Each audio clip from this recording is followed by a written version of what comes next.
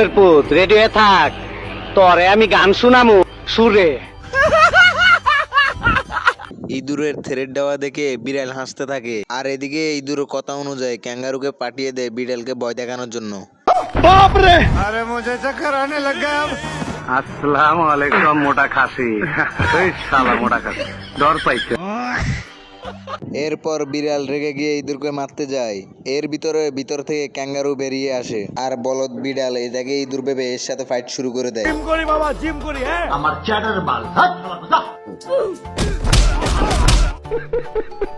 कैसा लगा मेरा मजाक? दिमाग खराब हो जाएगा। मैं माँ अम्मा बहन पे आ जाऊंगा मैं इनकी।